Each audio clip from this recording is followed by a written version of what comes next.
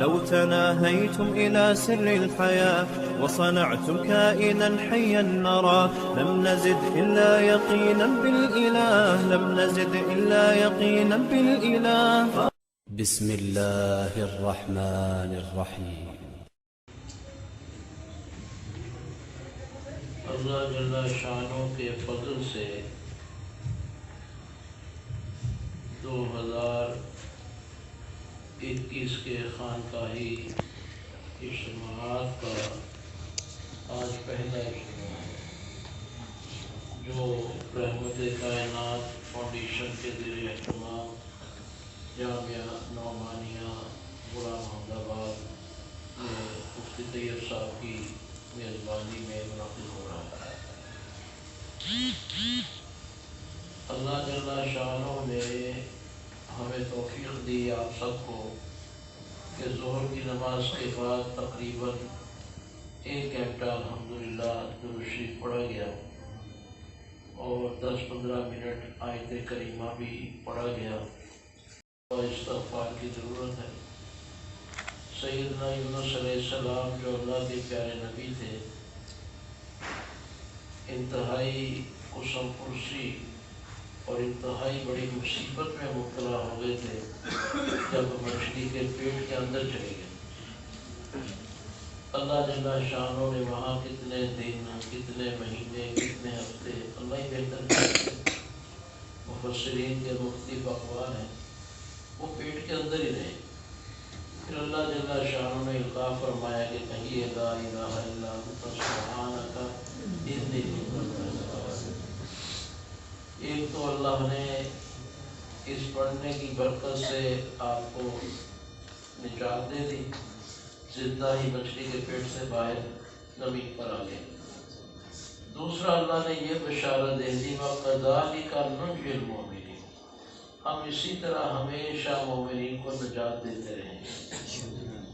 تو یہ جو احوال چل رہے ہیں دنیا میں، اس میں آیت کریمہ کا معمول بہت فائدہ دیتے ہیں، اور سلسلے کا عمل یہ ہے کہ مفتی اعظم دیوبند حضرت مفتی محمود گنگوہی رحمۃ اللہ علیہ کے معمولات سے میں نے دیکھا کہ آپ جو خانقاہی مجالس پوری دنیا میں کرواتے تھے، خاص طور پہ ساؤتھ افریقہ میں، اور لوگوں کو گھروں میں کروانے کے لیے بھی ترغیب دیتے تھے، تو فرماتے تھے کہ آدھا وقت درود شریف پڑھ لو، آدھا وقت آیت کریمہ پڑھ لو۔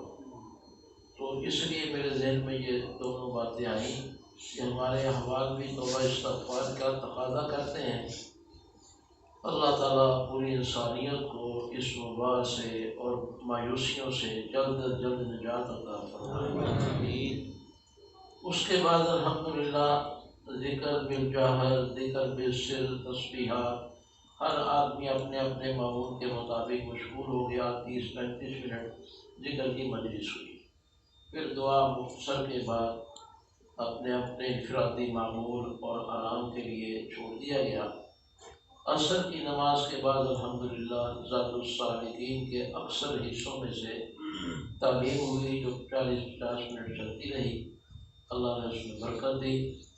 مغرب کے بعد الحمدللہ آپ حضرات بیٹھے ہیں، مغرب کے بعد سے اس میں اللہ کا شکر ہے الحمدللہ ختم خواجگان چونکہ عصر کے بعد نہیں ہو سکا تو وہ ختم خواجگان ہوا، چہل حدیث درود شریف ہوئی، یاسین شریف پڑھی سب نے، اور پھر مفتی طیب صاحب نے الحمدللہ ذکر بالجہر اجتماعی کروایا، اور اب ہم الحمدللہ کچھ بات اس سلسلے میں کرنے کے قابل ہوئے۔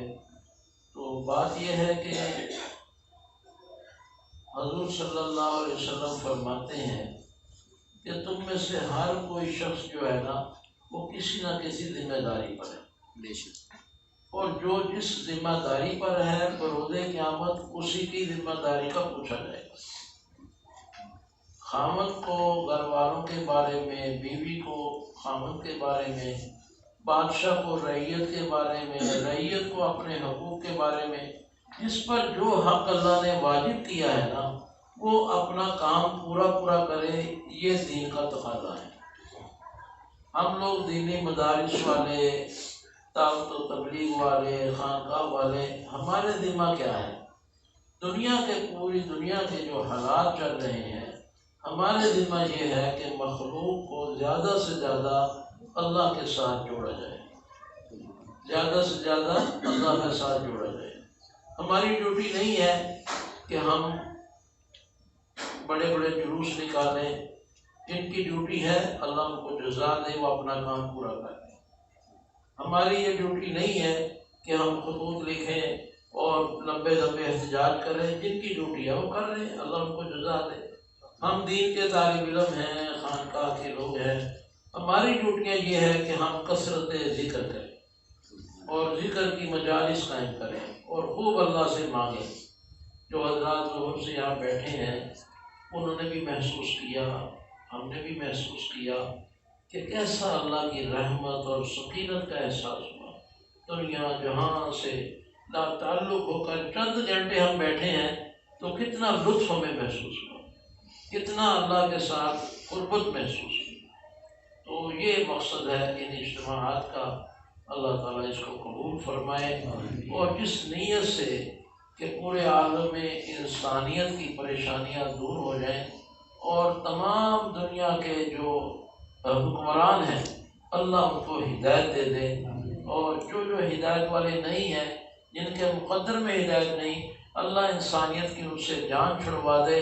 یہ تمام چیزیں ہیں جس نے ہمیں اللہ کی طرف رجوع کرنے کے لیے ایمرجنسی کروا دی۔ انشاءاللہ پورے ملک میں یہ مجالس ہو رہی ہیں، آئندہ بھی ہوتی رہیں گی۔ اللہ تعالیٰ مجھے اور آپ کو اس کے لیے قبول فرمائے۔ دوسری بات یہ ہے کہ آپ صلی اللہ علیہ وسلم کا ارشاد مبارک ہے کہ ان اللہ لا ينظر الى صورکم ولا الى اموالکم ولکن ينظر الى قلوبکم واعمالکم۔ یہ روایت مختلف الفاظ میں آتی ہے، میں نے عربی میں بھی مفہوم بتا دیا، اردو میں بھی مفہوم بتا دیتا ہوں۔ حضور صلی اللہ علیہ وسلم فرماتے ہیں اللہ تمہاری صورتوں کو، تمہاری دولتوں کو نہیں دیکھتے۔ جب اللہ فیصلے کرتے ہیں یا کسی چیز سے خوش ہوتے ہیں یا اپنی رحمت کے فیصلے کرتے ہیں، تمہاری مال و دولت اور صورتیں نہیں دیکھتے، بلکہ تمہارے قلوب اور تمہاری کرتوتوں کو دیکھتے، تمہارے اعمال اور تمہارے قلوب کو دیکھتے ہیں۔ یہ دو چیزیں جب تو اعمال تو بہت اچھے ہوں لیکن قلوب بگڑے ہوئے ہوں تو تب بھی فیصلہ نہیں ہوتا، اور اعمال قلوب بہت اچھے ہو جائیں لیکن اعمال نہ ہو تو تب بھی فیصلہ نہیں ہوتا۔ جی میرا دل بڑا چنگا ہے، جی دل میرا صاف ہے، دل چ میرے پردہ ہے، جی بس ویسے ہی گھر والوں کو برقع نہیں پہنواتا، تو یہ دل اچھا ہونے کا کیا ہے جب عمل ہی نہیں اچھا ہے۔ ایک بڑے اللہ والے تھے پرانے زمانے میں، بادشاہ وقت ان کو تہجد میں آ کر وضو کروایا کرتے، مخلص تھا۔ جب حضرت کو سردیوں میں گرم پانی سے وضو کرواتا، اپنے ہاتھوں سے مالتا، تو حضرت فرماتے اللہ تمہیں انسان بنائے۔ کافی سال مہینے خدمت کرتے رہے، جانا چھوڑ دیا۔ وزیر محترم بھی نیک آدمی تھے، کہا بادشاہ سلامت، آپ بزرگوں کی خدمت میں جایا کرتے تھے آدھی رات کو بیس بدل کے، بس وہ چھوڑے نہیں، بس دل اتر گیا۔ میں کہا کیوں دل اتر گیا؟ ابھی تک ہم ان کی نظر میں انسان ہی نہیں بنے، ساری زندگی نمازیں، ساری زندگی کے روزے، ساری زندگی کی عدل و انصاف اور بزرگوں کی خدمت کے باوجود بھی ہم ابھی انسان ہی نہیں ہیں۔ کہا بزرگوں کی باتوں میں بڑی حکمت ہوتی، آپ جانا نہ چھوڑتے، آپ پوچھ لیتے ان سے کہ حضرت انسان سے کیا ہو رہا تھا، میں کیوں انسان نہیں ہوں؟ بادشاہ کو بات سمجھ آ گئی، دیندار بھی تھا، عقل مند بھی تھا۔ وہاں چلا گیا، جا کے استغفار کی اللہ سے اور اپنے نہ آنے کا عذر بتایا، اور پھر یہ واقعہ سنا دیا۔ وزیر سی گفتگو پر میں کوئی بات نہیں، انہوں نے ٹوپی اتاری، پھر میں ہاتھ میں پکڑ لوں، پہننی نہیں۔ جب شہر کے وسط میدان میں چلے جاؤ گے تو وہاں تم نے یہ ٹوپی پہنی، پھر مجھے آ کر بتا۔ حضرت کی ٹوپی احترام سے لے کر اپنے شہر کے دمشق میں چلا گیا، اور جہاں پر بھیڑ بھاڑ تھی، کوئی گھنٹہ گھر تھا وہاں کا، وہاں پہ جا کر اس نے یوں کر کے ٹوپی پہنی تو عجیب و غریب منظر دیکھا، فوراً ٹوپی اتار دی، پھر منظر ٹھیک تھا، لوگ خریداری کر رہے ہیں، لوگ چل رہے ہیں، آ رہے ہیں، دکانوں والے وعدے لگا رہے ہیں، ٹھنڈے میٹھے گرم۔ اب دوبارہ ٹوپی پہنی تو پھر منظر بدل گیا، 2 سے 3 بار جب اس طرح کیا تو اس نے فوراً ٹوپی اتار دی۔ منظر کیا بدلتا تھا؟ جب ٹوپی پہنتا تو وہ سارے انسان جو تجارتیں کر رہے ہیں، آ جا رہے ہیں، کوئی بندر کی صورت بن جاتا، کوئی خنزیر کی، کوئی ریچھ کی، کوئی کتے کی۔ 2 سے 3 بار اندازہ کیا کہ وہ انسان ہی ہے، سارے کہاں چلے گئے؟ کہتے ہیں کہ بادشاہ ڈر گیا کہ اب میں اپنے پاؤں یا ہاتھ نہ دیکھوں کہ میں کس جانور میں تبدیل ہو جاتا ہوں، تو واپس آیا، حضرت کے قدموں میں گرا اور رو کے کہا حضرت دعا کیجیے اللہ مجھے انسان بنا دے۔ بات کیا سمجھی؟ بات کیا سمجھی؟ بات یہ سمجھی کہ بدن کے اعتبار سے تو اللہ نے ہمیں انسان بنایا، لیکن ہمارے جذبات، اخلاق، ہمارے قلب کی صفات اتنی حیوانی ہے کہ وہ ہماری انسانیت پر غالب آ جاتی ہے۔ جس انسان کے اوپر شہوت غالب ہے کہ وہ بچوں کو بھی نہیں چھوڑتا، غیر کی بیوی کو بھی نہیں چھوڑتا، یا کوشش میں لگا رہتا ہے، تو وہ حقیقت میں خنزیر ہے۔ دنیا میں خنزیر وہ جانور ہے جو اپنی مادہ کی مرضی کے خلاف شہوت پوری کرتا ہے۔ تو وہ انسان کا اصل روپ دکھا دیا بزرگوں نے، جو اتنا گریڈی ہے کہ فرض زکوٰۃ بھی نہیں دیتا، صدقہ فطر دیتے ہوئے جان جاتی ہے، اللہ نے سہولت دی ہے لیکن چھوٹے بہن بھائی کے لیے کوئی خرچ نہیں کرتا، دوروں کی تو بات ہی دور ہے، تو وہ در حقیقت کتے والی صفات میں ہے، لالچی ہے۔ تو اس کا وہ جو کتا پن ہے اس کی انسانیت پر غالب ہے، اور جب بزرگوں کو کشف ہوتا تھا تو وہ اسی یہی صورتیں نظر آتی۔ اسی طرح جس جانور کی جو صفت ہے وہ اگر انسان کے اندر وہ غالب آ جاتی ہے تو پھر وہ اسی کے حکم میں ہوتا ہے۔ تو اس لیے اللہ والے دعا دیتے کہ اللہ تمہیں انسان بنائے۔ اب یہ جو صفات رذیلہ ہیں، اس کو قلب سے دور کرنے کا نام خان کا ہی کام ہے۔ اس رذائل کو دور جب کیا جاتا ہے تو صفات حمیدہ خود بخود داخل ہو جاتے ہیں۔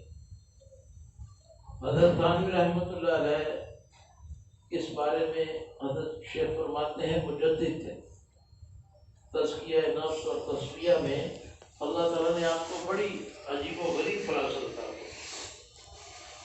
تو آگے 3 سنا دیتا ہوں۔ ایک مرتبہ ایک آدمی نے عرض کیا، خط لکھا، حضرت غصہ نہیں جاتا، بہت غصہ ہے، سارے ذکر پورے کرتا ہوں، معمولات کرتا ہوں، غصہ بہت ہے، حضرت میں تمہارے شہر میں ہمارا فلاں حکیم صاحب مرید ہے، اس کی دکان پہ جانا اور یہ خط اس کو دکھا دینا، روزانہ 2 گھنٹے اس کی دکان پہ جا کر بیٹھ جانا، کوئی بات نہیں کرنی، نہ کوئی سوال کرنا ہے، خاموش 2 گھنٹے بیٹھ کر گھر میں آ جائے۔ اس نے جا کر حضرت کو، حکیم صاحب کو خط دکھایا، انہوں نے کرسی نکال کے رکھوا دی قریب میں، چپ، وہ بھی چپ، یہ بھی چپ۔ حضرت کے مریدین تو بالکل فوج کے سروں کی طرح 2-4 کے قائل تھے، روزانہ 2 گھنٹے وہاں جاتے، بیٹھ کر آ جاتے۔ 2-3 ہفتے بعد وہ خط لکھتے ہیں، حضرت حکیم صاحب نے کوئی نصیحت نہیں کی، کوئی دوائی نہیں دی، غصہ ختم ہو گیا، یہ کیا ماجرا ہے؟ فرمایا کہ ماجرا یہ ہے کہ میرے مریدین میں سب سے زیادہ ٹھنڈا مزاج، حلیم طبیعت وہ حکیم صاحب ہے، تم اس کے پاس بیٹھے، اس کے قلب کا حلم تمہارے قلب کی طرف منتقل ہو گیا، میرا غصہ ختم ہو گیا۔ یہ ہے وہ صحبت جس کی وجہ سے صحابی صحابی۔ تو تمہیں کوئی پڑھنے بولنے کی ضرورت نہیں پڑی، خاموشی سے اللہ نے یہ قلب میں ایسی تاثیر رکھی ہے کہ جب ہم طلبا کے ساتھ بیٹھتے ہیں، دین کے خدامین کے ساتھ بیٹھتے ہیں تو یہ اندر سے اچھلتا ہے، متاثر ہوتا ہے۔ اسی طرح ہمارے بڑے تھے، جب ان کے پاس بیٹھتے تھے، مجھے یاد ہے شیخ زکریا رحمۃ اللہ علیہ کے ہاں جب عصر کے بعد بیٹھنا ہوتا تھا مدینہ طیبہ میں، تو مغرب سے 20-25 منٹ پہلے حضرت سر اٹھاتے، فرماتے چلو بھائی تیاری کرو نماز کی۔ تو کمرے میں نکلتے ہوئے ایسے محسوس ہوتا تھا جیسے ہم گرم پانی سے غسل کر کے باہر نکلے، ایسی تازگی بدل میں ہوتی۔ دوسرا واقعہ حضرت تھانوی رحمۃ اللہ علیہ کا یہ ہے کہ ایک شخص نے عرض کیا کہ حضرت اس تکبر نہیں جاتا، ٹھیک ہے اس کا علاج کر دیتے۔ اب کوئی لمبا چوڑا وظیفہ نہیں بتایا کہ کوئی سال میرے ساتھ لگا لو، خانقاہ میں بیٹھ جاؤ، مولانا فقیر محمد صاحب بھی آتے ہیں، مولانا خیر محمد صاحب بھی آتے ہیں، یہاں مفتی حسن صاحب عمر سری بھی آتے ہیں، اور عام آدمی تھا تو سادہ سے علاج بتا دیا۔ اور میں جہاں فرض نماز پڑھو، فرض نماز کا سلام پھرتے کھڑے ہو جانا، نمازی بھائیوں میرے اندر تکبر بہت ہے، میرے لیے دعا کر دینا، کہہ کے نیچے بیٹھ جاؤ۔ انداز کیا آپ نے کتنا بڑا علاج کر، کون اپنے منہ سے لوگوں کے مجمع میں بیٹھ کر یہ علاج کرے گا؟ پہلے اعلان پر ہی سارا تکبر ختم ہو گیا۔ تو یہ نعمتیں جو ہے یہ رذائل کو دور کرتی ہیں۔ ایک آدمی حج پر گیا، حضرت کا مرید تھا، واپس آیا تو یہاں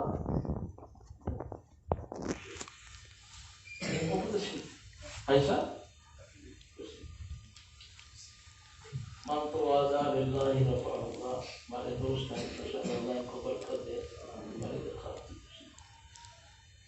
تو مکہ معظمہ حج پر چلا گیا تو وہاں سے خط لکھتا ہے کہ حضرت ایک میرے اندر عیب چھپا ہوا تھا جو میں شرماتا تھا بتانے کے لیے، سوچا کہ اس کا علاج یہ ہے کہ میں حج پر آیا، اور یہاں تو وہ عیب پوری قوت سے بڑھ گیا ہے، اور عیب یہ ہے کہ مجھے اپنی بیوی سے انتہائی درجے کا عشق اور محبت تھی، اور میں ہمیشہ سوچتا تھا کہ یہ ذکر کی لائن کے خلاف بات ہے، تو میں شرماتا تھا کہ اپنے پیر صاحب کو کیسے کہوں کہ میرے اندر یہ ختم کریں، میرے اندر کوئی۔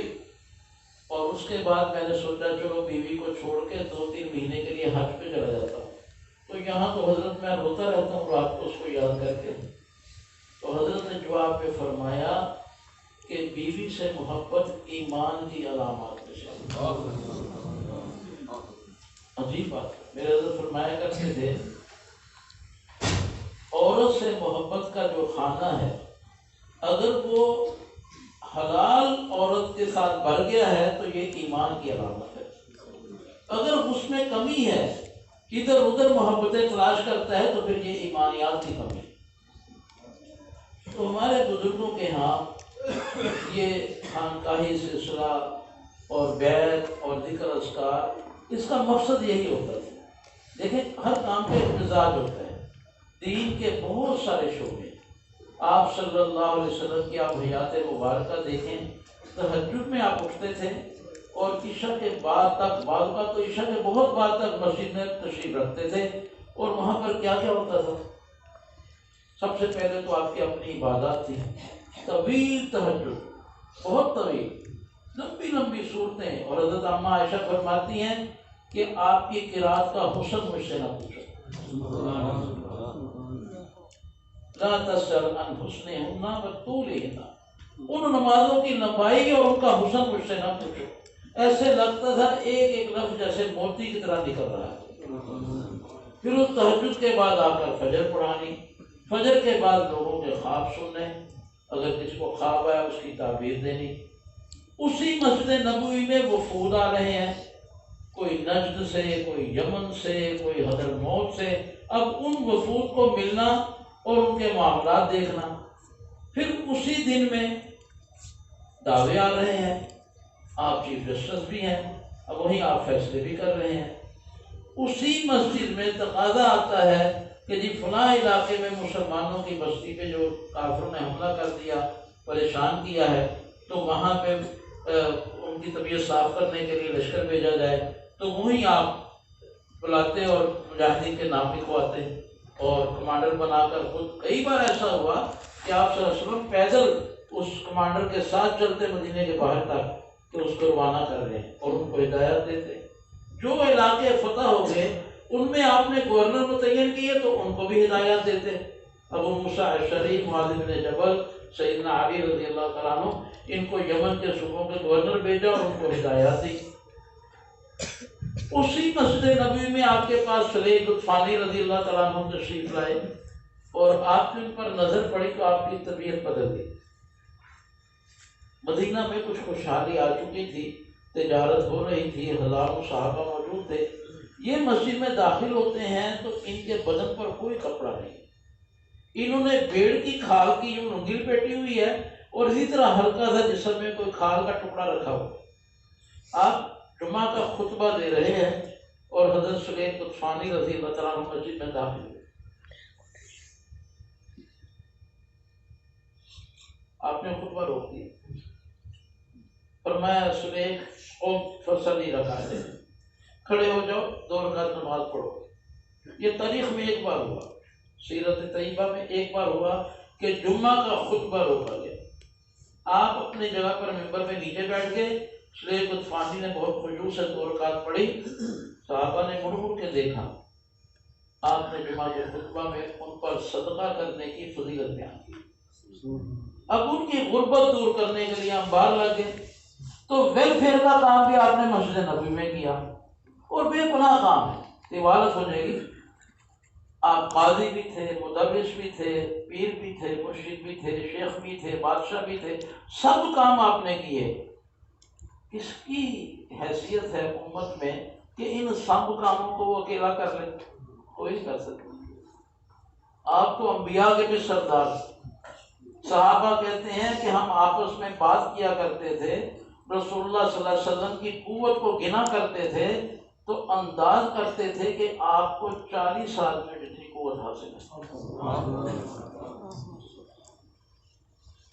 تو آپ صلی اللہ علیہ وسلم کے جتنے کام ہیں وہ امت کے بڑوں نے، پرانوں نے چن کر اپنے اپنے ذوق کے مطابق اپنا لیے، اس میں اپنی زندگیاں فنا کر دی۔ کسی نے ویلفیئر اپنا لیا، اخلاص کے ساتھ مخلوق خدا کی خدمت کر رہے، کسی نے تعلیم اور تدریس اپنا لی کہ رسول اللہ نے جو صحابہ کو پڑھایا اب وہ آگے امت کو پڑھا رہے ہیں، کسی نے رسول اللہ صلی اللہ علیہ وسلم کا شعبہ دعوت اپنا لیا کہ جو لوگ بھولے بھٹکے ہیں ان کو دین کی طرف لے آئیں، تو انہوں نے بھی رسول اللہ کی دعوت کو اپنا لیا۔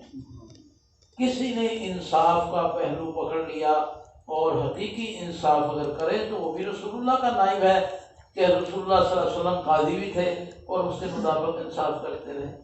اسی طرح آپ صلی اللہ علیہ وسلم کا ایک شعبہ یہ تھا کہ آپ اپنی صحبت کی برکت سے، ذکر کی برکت سے لوگوں کے قلوب کا تزکیہ کرتے تھے، اور یہ لائن خانقاہ والے بزرگوں نے پکڑ لی۔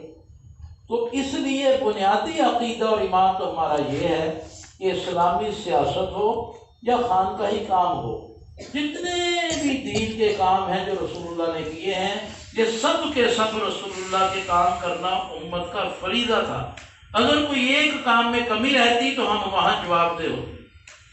اگر ہم پارلیمنٹ چھوڑ دیتے سیکولر، لبرل اور دیگر لوگوں کے لیے، تو یہ ہمیں سوال وہاں پر آ جاتا کہ تم لوگ کیوں نہیں دین کا کام کرنے کے لیے پارلیمنٹ میں گئے، تم کیوں گھروں میں بیٹھے رہے، کیوں سیاست نہیں کی؟ لہذا الحمدللہ صدیوں سے ایک دینداروں کا ایک بڑا طبقہ علماء دین کا سیاست میں لگا، اور انہوں نے حتیٰ کہ انگریز کے دور میں بھی سیاست کی۔ حضرت شیخ الہند، حضرت عبید اللہ سندھی، بڑی بڑی سیاست کی، حکمران حالانکہ کافر تھے، تو کوئی شعبہ خالی نہیں چھوڑا۔ تو ایک عقیدہ تو یہ ہونا چاہیے کہ کوئی شخص بھی دین کا کام کرنے والا ہے، انسانیت کے شعبے کا کام کرنے والا ہے، مخلوق خدا کے فائدے کی محنت کر رہا ہے، تو وہ رسول اللہ کی نیابت ادا کر رہا ہے۔ تو پھر دوسری بات کیا ہے؟ ہمیں قدرتی طور پہ اس سے محبت ہونی چاہیے۔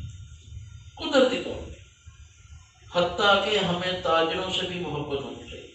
میرے استاد محترم تھے حضرت مولانا یوسف مطالعہ صاحب رحمۃ اللہ علیہ ہو گئے، وہ بھی اس اموات کے سال میں 2020 میں برطانیہ میں سب سے پہلا دارالعلوم انہوں نے بنایا، اور اس دارالعلوم کی برانچیں کینیڈا، آسٹریلیا، پورے یورپ میں پھیلی ہوئی۔ عجیب ہستی تھے۔ جدہ میں ایک بار حضرت کو میں لے کر ایک بلڈنگ سے اترا، کسی ساتھی کے کھانا کھا کر، گاڑی روڈ کے اس طرف کھڑی تھی، تو میں نے حضرت کو کہا چلیں تشریف لیں، تو میں رک جاؤ۔ سعودیہ کا سٹائل یہ ہے کہ وہاں قانون میں حق المشاۃ اولا، پیدل چلنے والا حق پہلے ہے، گاڑیاں خود رکیں گی، آپ گزریں۔ شہر کے اندر گاڑی ٹکرا جائے تو گاڑی والے کو آپ کا سارا ہرجانہ دینا ہے، علاج بھی اسے کرانا ہے۔ تو یہ عادت سب کی بنی ہوئی ہے، بس کو ہاتھ لاتے اور نکل جاتے ہیں۔ تو میں نے حضرت کا ہاتھ پکڑا، جدہ کی بات ہے، مجھے آج تک یاد ہے، پرانے ایئرپورٹ کا محلہ تھا، تو میں نے کہا حضرت آ جائیں، اور گاڑیاں آ رہی تھی، حضرت میں رک جاؤ رک جاؤ۔ فرمایا یہ جو گاڑیاں جا رہی ہیں یہ معاش حلال کی طلب میں جا رہی ہیں، ان کے احترام میں یہاں کھڑے ہو، یہ سارے رزق حلال کی صحیح میں ہیں، آپ ان کا احترام کریں۔ اللہ، ایسا سبق زندگی بھر کے لیے کہ تاجروں سے بھی آپ کو محبت ہوگی جب آپ یہ بات سنیں۔ پھر حضرت شیخ رحمۃ اللہ علیہ کی ایک کتاب آئی فضائل تجارت، حضرت نے لکھا کہ بعض ائمہ فقہ کے نزدیک دین کے 6 ارکان ہیں، 5 ارکان تو سب کو پتہ ہے، 6واں رکن جو ہے وہ تجارت ہے، اور بعضوں نے جہاد کے بعد سب سے بڑا فریضہ تجارت۔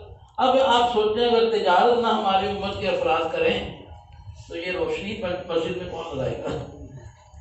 یہ ہم سردی میں بیٹھے ہوئے گرم ہو کر کس طرح بیٹھیں گے اگر ہمارے تاجر مسجدوں میں خرچ نہ کریں؟ خرچ تبھی کریں گے جب وہ تجارت کریں گے۔ تو دوسری بات یہ ہے کہ دین کے تمام حلال شعبے جو بھی کوئی کر رہا ہے اس میں ان سے محبت ہونی چاہیے۔ اللہ تعالیٰ مجھے اور آپ کو قبول فرمائے۔ ہمارا یہ جو اجتماع ہوا ہے ظہر سے لے کر ابھی تک، اس میں دعوت یہ ہے کہ جہاں ہم اپنے قول اور عمل سے اللہ کو راضی کرتے ہیں وہاں اس فکر میں لگ جائیں کہ اپنے دل سے بھی ہم اللہ کو راضی کریں۔ حضور نے فرما دیا، جو میں نے حدیث تلاوت کی، کہ اللہ تمہارے قلوب کو دیکھتے ہیں۔ تو ہمارے ہم بچپن میں سنا کرتے تھے، محلوں میں یہ جو ٹولیاں وولیاں ہوتی ہیں، میں بڑے بڑے خیر کی باتیں بھی مل جاتی ہیں، اور ہر دور میں ہوتا ہے۔ بعض جو ذرا بڑے ہوتے ہیں 2-3 سال، ان کے گھر کی صحبت اچھی ہو تو بچوں کو اچھی باتیں منتقل کرتے ہیں۔ یہ بات بار بار سنتے تھے، اور یار نیت کا اعتبار ہے، ایک آدمی مسافروں کے لیے وہ قلعہ زمین پہ گاڑ دیتا ہے کہ یہاں وہ اپنا جانور باندھ لیں گے، دوسرا آتا ہے اس کو ٹھوکر لگتی ہے، کہتا ہے یار کیا بیوقوف ہے، لوگوں کو ٹھوکر لگے گی، وہ قلعہ اٹھا کے چلا جاتا ہے، دونوں کو اللہ ثواب دے دیتے ہیں۔ تو یہ نیت جو ہے یہ دل کی اصلاح کا نام ہے۔ اللہ تعالیٰ مجھے اور آپ کو اس کے لیے قبول فرمائے۔ یہاں الحمدللہ ہم نے پورے فیصل آباد میں اس مسجد میں انتخاب کیا، مفتی طیب صاحب ہمیشہ ماشاءاللہ اس کی دعوت بھی دیتے رہے، اور انشاءاللہ تعالیٰ یہاں یہ نظم بنائیں گے اپنی ہفتہ واری یا ماہانہ جو بھی ان کی مجلس ہے، اور الحمدللہ ہمارے مولانا قریشی صاحب بھی اس سلسلے کے ہمارے بزرگ ہیں، یہ بھی وہاں مجلس کراتے ہیں۔ تو ان مجالس میں شرکت کریں تاکہ اللہ تعالیٰ ہمیں ہمارے قلب کی اصلاح فرمائے، اور حضور صلی اللہ علیہ وسلم کا جو تقاضا ہے کہ پاک اور صاف دل کے ساتھ زندگی گزارو، جلد از جلد ہمیں وہ حاصل ہو جائے۔ وآخر دعوانا